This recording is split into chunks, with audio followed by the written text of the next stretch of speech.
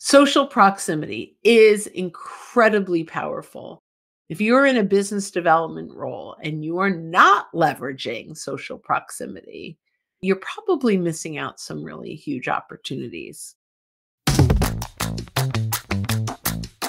Welcome to the Making Sales Social podcast, featuring the top voices in sales, marketing, and business.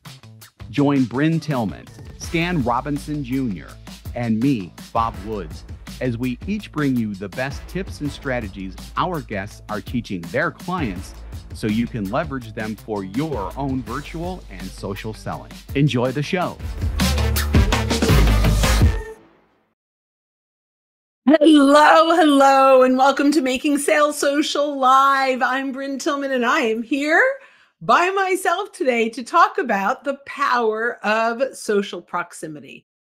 So what is social proximity? Well, when you think about regular proximity, it's the people that are around you, right? It's how we're connected. Well, social proximity is how are you connected on social, and we're going to talk about it on LinkedIn primarily. Let's talk about the importance of this, right? Especially if we're in a sales role. Often we are out prospecting every single day. We're making calls, we're going to networking meetings, we're meeting with centers of influence and referral partners, and we're out there net new all the time. But we're ignoring our social network mostly. So let's talk about first, before I jump into how do we leverage the social network, let's talk about what kind of social proximity is when we talk about LinkedIn. And there are 4 quadrants. There is the influence in our world, how close we are to decision makers and stakeholders. And there is the connection. So there's the connection level and the influence of the person. So let's start that again. The connection level, what connection do we have? And then what influence do they have, right? And so we want to talk about the most and ultimate goal of social proximity is really, do we have a connection with an influencer or a decision maker? That's the top of the pyramid there, right? That we have a decision maker and they are already a connection. That's the ultimate, right? We can go out, we can have conversations with them, we can bring value and earn the right to get a conversation.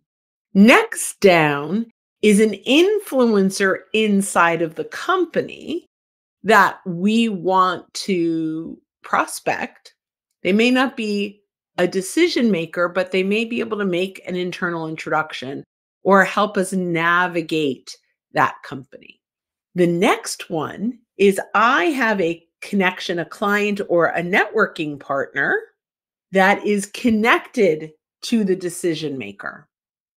That's pretty valuable. It's not quite as strong as knowing the influencer or the decision maker, but having someone in your network that can get you in front of that decision maker, pretty powerful. And then what I think is the least powerful in all of this, at the bottom of the quadrant, is I have an influencer. I have a connection that knows an influencer in that company. All right, so let's recap that. So I've articulated it in a way that's easy to understand. Most important, I have a decision maker that is a first-degree connection. Next, I have an influencer inside of that company that might be able to get me to that buyer, to that decision maker. Next, I have a client or a connection that can get me to the decision maker. And last, I have a connection that can get me to an influencer. When we start to leverage these relationships and our social proximity to our buyer, we can start trust-based conversations pretty quickly. So how do we do this? I notice, well, first I've got this first-degree connection who is a prospect. Now, recognize they don't necessarily want to hear from me or be sold and they don't necessarily want to learn about my solution. So, we have to make sure that we're earning the right with them before we even mention our services or what we sell. So, how can we do that?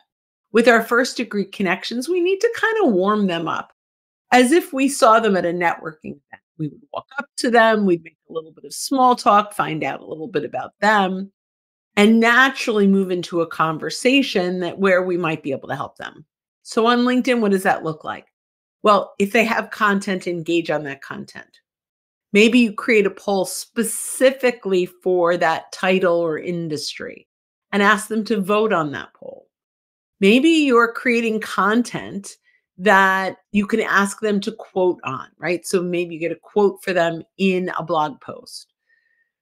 These are ways to re-engage and start the conversation with your first degree buyers that's not coming off too spammy or pitchy. All right, next down, the influencer in the company.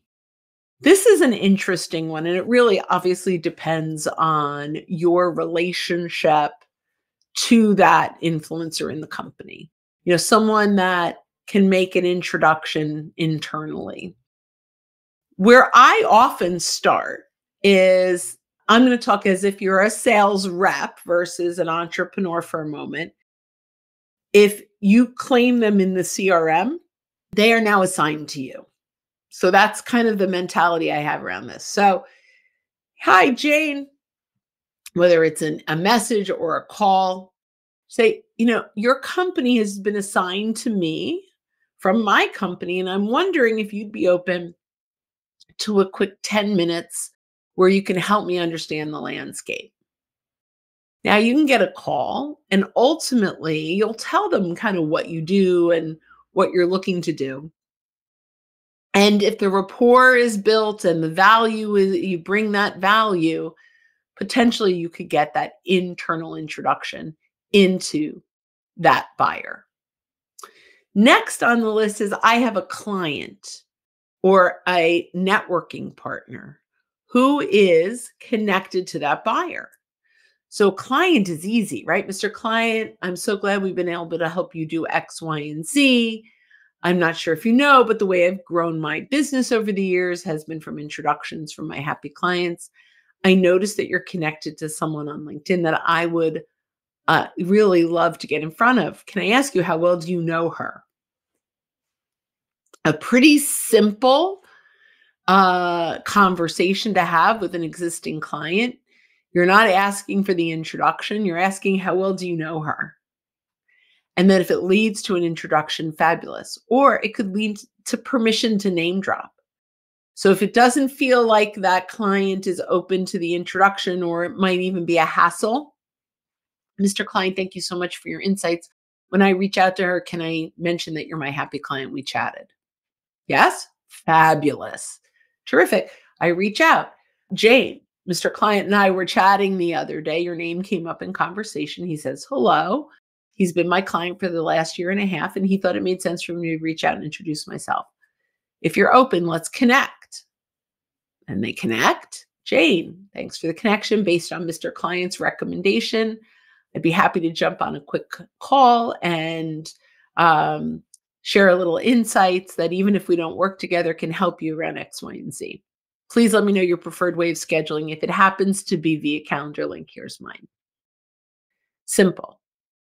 Now, the last one, which is going to be probably the most frequent one and not nearly as successful as the other three, but will give you more volume, is I have a connection who is connected to someone inside that company. So now it's going to be kind of a two-step process.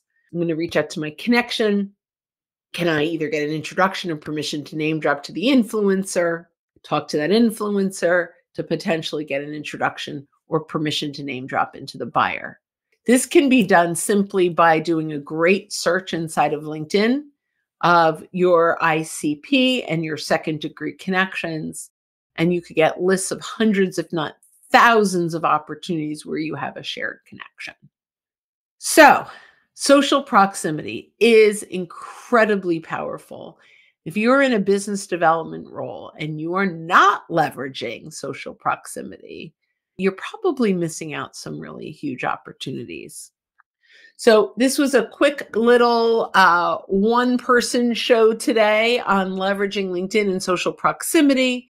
If you are curious about how to leverage your social proximity, feel free to join our free library at socialsaleslink.com/library. Check out one of our events at socialsaleslink.com/events. And we are happy to help you create those lists and leverage your relationships to start conversations on a consistent basis. So when you're out and about, don't forget to make your sales social. Don't miss an episode. Visit socialsaleslink.com/podcast. Leave a review down below. Tell us what you think, what you learned, and what you want to hear from us next. Register for free resources at linkedinlibrary.com. You can also listen to us on Apple Podcasts, Spotify, Stitcher, and Google Play.